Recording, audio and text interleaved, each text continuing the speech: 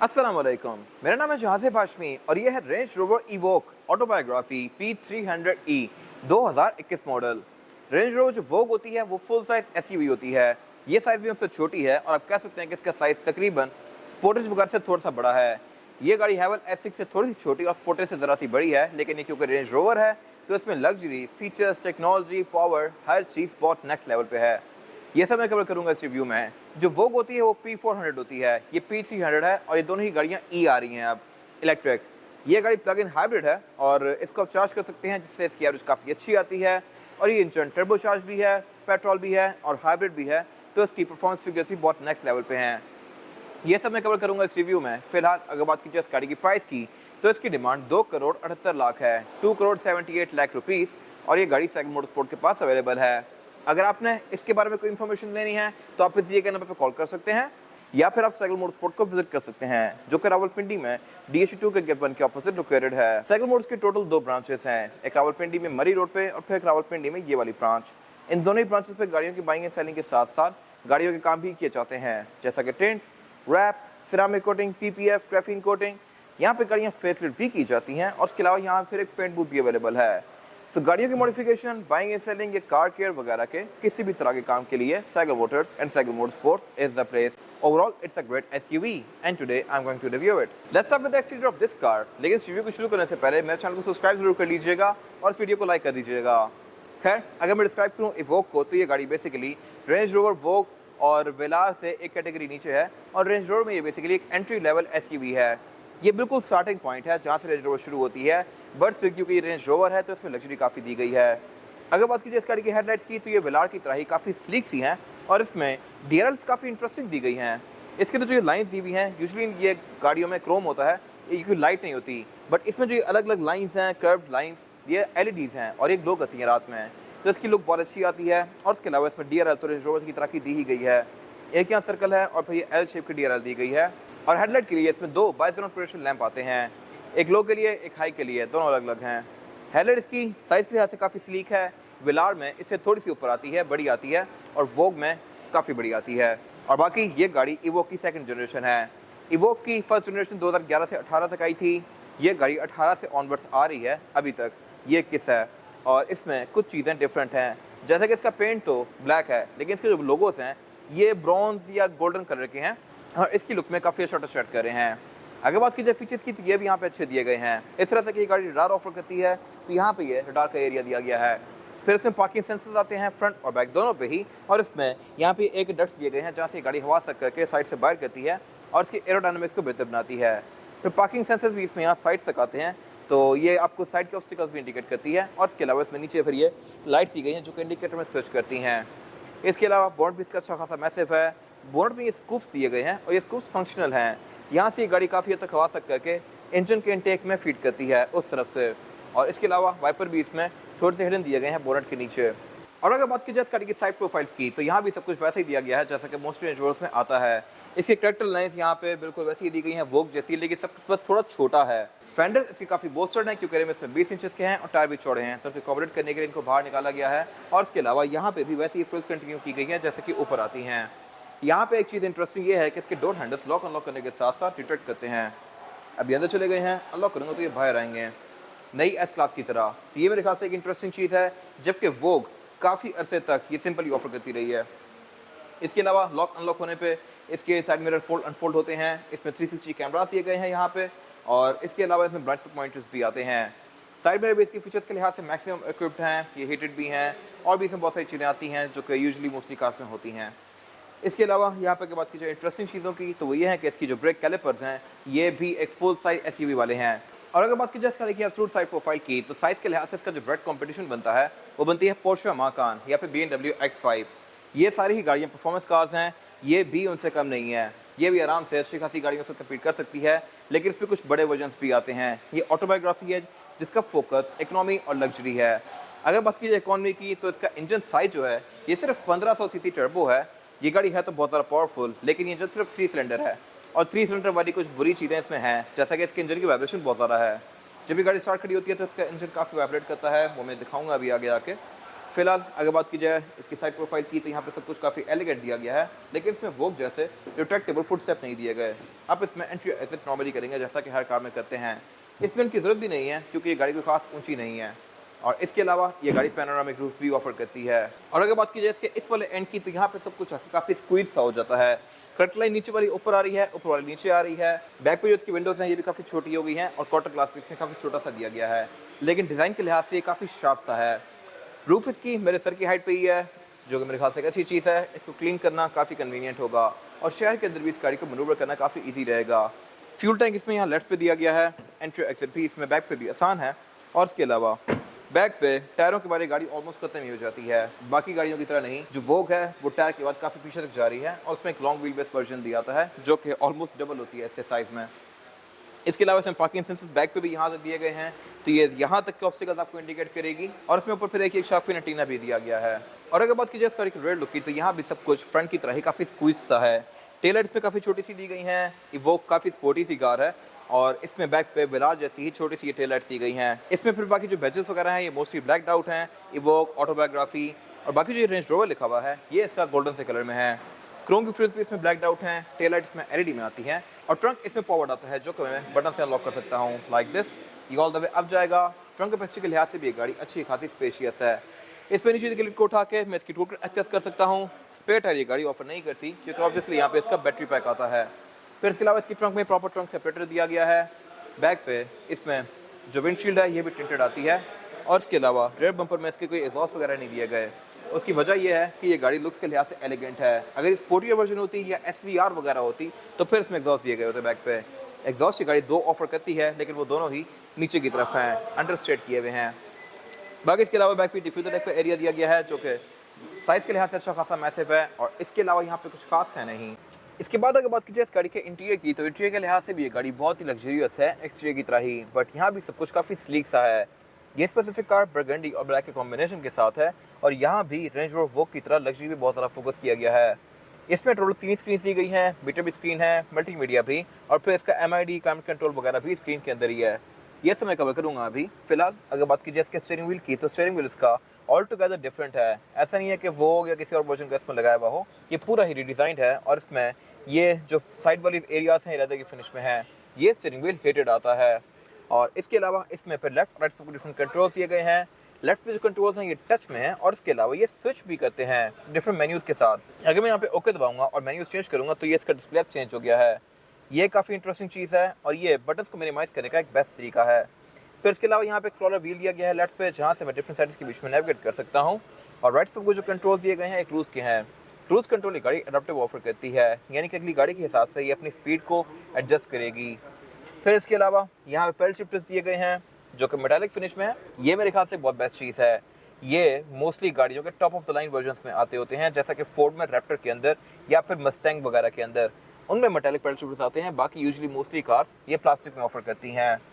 खैर, इसके अलावा अगर बात की जाए हेडलाइट के कंट्रोल की, तो ये इसमें लेफ्ट साइड पे दिए गए हैं क्योंकि ये एक UK इंपोर्ट कार है। हेडलाइट के अंदर इसके ऑटोमेटिक वाला फीचर भी आता है, और अगर बात की जाए इसके वाइपर्स की, तो वाइपर भी इसमें रेन सेंसिंग आते हैं। ये बारिश को सेंस करके ऑटोमेटिकली ऑन और ऑफ तो होंगे ही, लेकिन स्पीड को भी एडजस्ट करते हैं।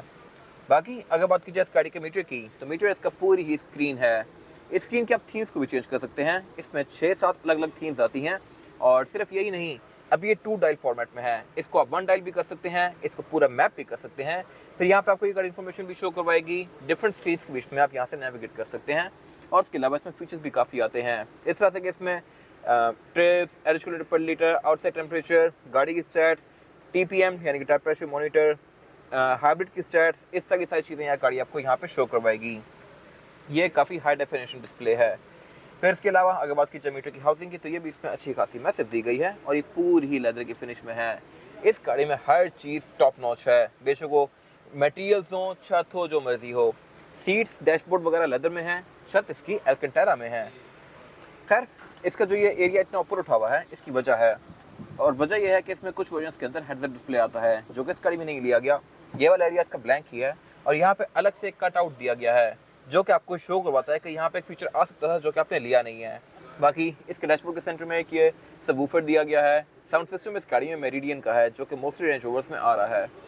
इसके अलावा ये जो स्टिचिंग है लेदर की, इसको काफ़ी प्रीमियम फील दे रही है। नीचे इसकी एयरबैंड्स दिए गए हैं और एयरबैंड से नीचे इसका ये एक और बर्गंडी या ब्रूनो टाइप का लेदर वाला एरिया दिया गया है। इसकी जो फिनिश है ये बहुत प्रीमियम है। और फिर इसमें सेंटर में एरिया दिया गया है क्रोम का, जिसके बीच में स्क्रीन दी गई है। ये स्क्रीन आप देख सकते हैं कि स्टार्ट करने के बाद टिल्ट हो गई है। गाड़ी को अगर मैं बंद करता हूँ तो ये वापस चली जाएगी। और इसके अलावा गाड़ी को ऑन ऑफ करने के साथ साथ कुछ और चीज़ें भी एडजस्ट होती हैं, जैसे कि इसका स्टीयरिंग व्हील और सीट इसमें मेरी फंक्शन के साथ आती हैं। अभी मैं अगर गाड़ी को ऑन करूँगा तो इसका स्टीयरिंग नीचे आ रहा है और सीट ऊपर जा रही है मेरी सेट की गई सेटिंग के लिहाज से। ये काफ़ी इंटरेस्टिंग चीज़ है। और इसमें फिर ये भी एडजस्ट होता है और क्लाइमेट कंट्रोल भी। फिर इसके अलावा इसकी जो मल्टीमीडिया स्क्रीन है वो भी काफ़ी हद तक ऐसी ही आती है, लेकिन उस साइज़ में थोड़ी सी इससे बड़ी होती है। इसमें Bluetooth, aux, navigation, USB, Android Auto, Apple CarPlay, ये सारी की सारी चीज़ें आती हैं। और इसके अलावा इसको मैं स्प्लिट स्क्रीन पे भी कर सकता हूँ, यानी कि आधी स्क्रीन मुझे मल्टीमीडिया शो करवा रही होगी और छोटा सा एक एरिया गाड़ी की स्टार्ट शो करवा रहा होगा। इसके टिल्ट के एंगल को भी मैं एडजस्ट कर सकता हूँ, ताकि अगर इस पर धूप पड़े तो रिफ्लेक्शन में अपनी मर्जी के लिहाज से कम कर सकूँ। फिर कैमरा सेटअप भी इसमें 360 डिग्री दिया गया है, तो मैं उसको भी यहाँ से एडजस्ट कर सकता हूँ। और इसमें मैं गाड़ी के कलर को भी एडजस्ट कर सकता हूँ। अगर मेरी गाड़ी रेड है तो मैं उसको रेड कर सकता हूँ, पिंक है तो पिंक कर सकता हूँ। ये मेरे ख्याल से एक अच्छी चीज़ है। स्क्रीन का एंगल मैं इस तरह से एडजस्ट करूँगा, लाइक दिस।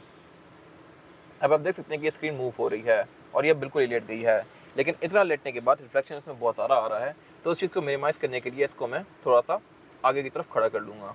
फिर इसके अलावा नीचे इसकी एक और स्क्रीन दी गई है जो कि क्लाइमेट कंट्रोल की है। क्लाइमेट कंट्रोल ये गाड़ी डुअल जोन ऑफर करती है, यानी कि ड्राइवर और पैसेंजर दोनों के लिए अलग अलग जोन्स दी गई हैं। यहाँ पे अगर एसी चल रहा है तो वहाँ पे हीटर भी चल सकता है। और सिर्फ यही नहीं, यहाँ पे आपको ये गाड़ी इसकी स्टैट्स भी शो करवाएगी, जैसे कि ड्राइविंग मोड्स। यहाँ पे इसके ड्राइविंग मोड्स दिए गए हैं वो है dynamic, eco, comfort, snow, mud, ruts, gravel, sand और फिर ऑटो में इन सब मोड्स के बीच में ये गाड़ी खुद स्विच करेगी। और अगर मैं इसको डायनामिक पे करता हूँ तो ये गाड़ी इंजन ऑन कर देती है, इसको ऑब्वियसली भगाने के लिए। इन सब मोड्स के साथ इसका ये वाला डिस्प्ले भी और ये वाला डिस्प्ले भी चेंज करता है। यहाँ पे इसकी क्रूज कंट्रोल वगैरह की सेटिंग्स दी गई हैं। और इसके अलावा नीचे 2 डायल्स दिए गए हैं, सेम वैसे ही जैसा कि वो में आते हैं। इनका डिस्प्ले भी चेंज होता है। अगर मैं इसको प्रेस करूँगा तो अब ये सीट की सेटिंग्स खुल गई हैं, सीट के हीटेड और कूल की। अगर दोबारा प्रेस करूँगा तो क्लाइमेट कंट्रोल आ गया है यहाँ पे। इसको मैं घुमा के इस तरह से सेटिंग्स के बीच में नेविगेट कर सकता हूँ, लाइक दिस। फिर उससे नीचे कुछ यहाँ पे फिजिकल बटन दिए गए हैं क्लाइमेट कंट्रोल के, और इसका गेयर सिलेक्टर दिया गया है। इसमें जो गेयर सिलेक्शन है वो है PRND, और इसको मैं लेफ्ट पे करके इसको मैनुअली भी चला सकता हूँ इस तरह से। इस गेयर सिलेक्टर को बहुत सारी कंपनीज ने कॉपी किया है, जैसा कि चेरी वगैरह ने, बट ये ओरिजिनल कार है जहाँ पे ये आया था। फिर इसके आसपास भी ये क्रोम की फ्रिल्स दी गई हैं। इसमें सारा क्रोम शेडो क्रोम है, यानी कि थोड़ा सा टिंटेड है। फिर से पीछे इसके 2 कप होल्डर्स दिए गए हैं, सेंटर कंसोल दिया गया है जो कि स्प्लिट में है। इसको मैं इस तरह से ओपन कर सकता हूँ, लाइक दिस। और अंदर यहाँ पे की है USB का इंसर्ट दिया गया है, 12 वोल्ट का पावर आउटलेट दिया गया है, और इसके अलावा C2C पोर्ट दिया गया है। फिर इसकी सेंटर डोर में भी अल्केंटारा दिया गया है, और इसका जो आर्मरेस्ट है ये पूरा ही लेदर की फिनिश में है। इसके अलावा सेम लेदर इसका सीट्स के अंदर कंटिन्यू किया गया है, और सीट्स इसकी अच्छी खासी प्रीमियम है। ये हीटेड भी हैं और वेंटिलेटेड भी हैं, और इनको मैं एडजस्ट भी इलेक्ट्रॉनिकली करूँगा इस तरह से। इन सीट्स के साइड पे एयरबैग्स भी दिए गए हैं, पिलर में भी एयरबैग्स आते हैं, और इसके अलावा पैसेंजर की सीट को भी मैं इलेक्ट्रॉनिकली एडजस्ट कर सकता हूँ। बाकी विंडोज़ गाड़ी में चारों भी सिंगल टैप वाली हैं। ये सिंगल टैप से फुली रोल डाउन और रोल अप होंगी इस तरह से। और इसमें ब्लाइंड स्पॉट मॉनिटर भी चारों ही डोर्स में आते हैं। अगर मैं इस डोर को खोलूँगा और यहाँ पे ऑब्स्टिकल है तो ये गाड़ी में शो करवाएगी। चारों ही डोर्स में चीज़ आती है, और साइड मिरर्स में तो ये चीज़ है ही ऑब्वियसली। और इसके अलावा यहाँ पे इसके मेरी फंक्शन दिए गए हैं। इसके फ्रंट डोर्स के अंदर 3 स्पीकर आते हैं, 2 नीचे दिए गए हैं, फिर 2 उसके ऊपर मेरिडियन के स्पीकर्स हैं, और 2 ऊपर यहाँ पे ट्विटर्स दिए गए हैं। ये ट्विटर्स और ये वाले सेंटर वाले स्पीकर्स ये बेसिकली मेरिडियन वाली कार में आते हैं, जिसमें मेरिडियन का साउंड सिस्टम ना लिया जाए, उसमें सिर्फ नीचे वाले स्पीकर्स होते हैं। और ये आपको देख के भी आइडिया होगा, नीचे वाले स्पीकर्स ब्लैक कलर के हैं, जबकि ऊपर वाले बाकी स्पीकर्स सिल्वर या ग्रे से हैं, जो कि मेरिडियन की थीम है। इसके अलावा वैनिटी मिरर गाइड ड्राइवर और पैसेंजर दोनों के लिए ऑफर करती है विद अ लाइट जो कि ऑटोमेटिकली ऑन होगी। रूफ में इसके ये माइक्स दिए गए हैं, जिससे आपकी ऑडियो बड़ी प्रॉपर जाएगी अगले बंदे को। इसमें फिर ये पैनोरामिक रूफ आती है, जिसको मैं यहाँ से ओपन और क्लोज कर सकता हूँ इस तरह से। और इसके अलावा इसकी ये पूरी ही रूफ अल्केंटारा की फिनिश में है, जो कि अगेन मेरे ख्याल से एक बहुत ही मज़ेदार चीज़ है। और इसके अलावा यहाँ पे कुछ खास है नहीं। इसके बाद अगर बात की जाए गाड़ी में रेयर पैसेंजर के लिए सीटिंग कैपेसिटी की, तो ये बैक पे बस ठीक है। ये वोक जितनी स्पेशियस नहीं है ऑब्वियसली। यहाँ पे आपको सेडान वाली फील आएगी। सेडान्स में इतना लेग रूम होता है और हेडरूम भी इसमें सफिशिएंट ही है बस। तो यहाँ पे 2 से 3 लोग बैठ सकते हैं, लेकिन बहुत ज़्यादा कंफर्टेबल नहीं होंगे।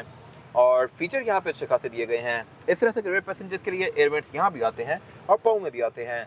फिर रेयर दोनों सीट्स इसमें हीटेड हैं और हीटेड के भी 3 अलग अलग लेवल्स हैं। सेंटर में सेंटर कंसोल दिया गया है जिसको निकाल के मैं एज एन आर्मरेस्ट यूज़ कर सकता हूँ और इसमें 2 कप होल्डर्स भी दिए गए हैं और इसके अलावा रेयर बेंचेस फोल्डेबल भी हैं। फिर ऊपर इसमें पैनोरामिक रूफ दी गई है जिसको मैं ओपन करके ऊपर का व्यू एंजॉय कर सकता हूँ। साइड पे इसमें ये केबिन लाइट्स दी गई हैं और इसके अलावा ये एयर बैग्स के स्लॉट दिए गए हैं। बैक पे इसमें रेयर पैसेंजर्स के लिए एयर बैग्स भी आते हैं। फिर इसमें बैक पे ये प्रॉपर क्वार्टर ग्लास दिए गए हैं और एक क्वार्टर ग्लास भी हीटेड है। सर्दी में अगर यहाँ पे फॉग आ जाए तो ये खुद रिमूव भी कर देंगे। फिर इसके अलावा इसमें आरसीएफ के पोर्ट्स दिए गए हैं, सीट बेल्ट दी गई हैं। बैक पे बिल्ड क्वालिटी भी फ्रंट की तरह ही है, यहाँ पे कहीं चीप आउट नहीं किया गया। और इसके अलावा यहाँ पे ये मेरिडियन सराउंड के साउंड स्पीकर्स भी दिए गए हैं। बाकी इसके अलावा यहाँ कुछ खास है नहीं। इसके बाद अगर बात की जाए इस गाड़ी के इंजन की, तो इंजन इसमें 2 मेन ऑफर होते हैं, 1.5 और 2.0। 2.2 भी आता है डीजल वाली कार में, लेकिन वो गाड़ियाँ बहुत ज़्यादा रेयर हैं। ये 2 मेन इंजन हैं, 2.0 पेट्रोल और 1.5 पेट्रोल। 1.5 वाली कार कुछ टाइम बाद आई थी। इनिशियली ये कार 2000 सीसी टर्बोचार्ज की थी। 1.5 वाली कार जो कि ये है, ये प्लग इन हाइब्रिड भी है। रेंज रोवर्स अब मोस्टली जो टॉप ऑफ लाइन होती हैं वो गाड़ियाँ हाइब्रिड आती हैं। अगर आप वोक देखें तो वो भी इतनी बड़ी एसयूवी होते हुए सिर्फ 2.0 है। ये गाड़ी भी काफ़ी बड़ी एसयूवी होते हुए सिर्फ 1.5 है, लेकिन ये गाड़ी टर्बोचार्ज भी है और हाइब्रिड भी है। ये दोनों चीज़ें मिलकर इसकी परफॉर्मेंस को बहुत ही नेक्स्ट लेवल पर ले जाती हैं। इस तरह से कि ये गाड़ी 304 हॉर्स पावर प्रोड्यूस करती है। इस इंजन साइज़ को अगर आप देखें तो वो ये साइज़ बेसिकली सिटी एस्पायर में भी आता है, 1.5 इंजन 1500 सीसी, और वो गाड़ी 120 हॉर्स पावर प्रोड्यूस करती है। फिर अगर आप हैवल देखें तो उसमें टेक्नोलॉजी को एडवांस करके उसकी हॉर्स पावर को 247 तक ले गया हैवल। इस कार के केस में रेंज रोवर इसको 304 पे ले गया। हालांकि इंजन ये भी सिर्फ 1.5 है, बट टर्बोचार्ज और हाइब्रिड है। अगर बात की जाए हाइब्रिड की, तो ये भी इसका काफ़ी एफिशिएंट है। ये गाड़ी आपको आराम से 10-12 किलोमीटर पर लीटर तक की एवरेज दे सकती है, जो कि सफिशिएंट है इस बॉडी साइज़ के लिहाज से और इस परफॉर्मेंस फिगर के लिहाज से।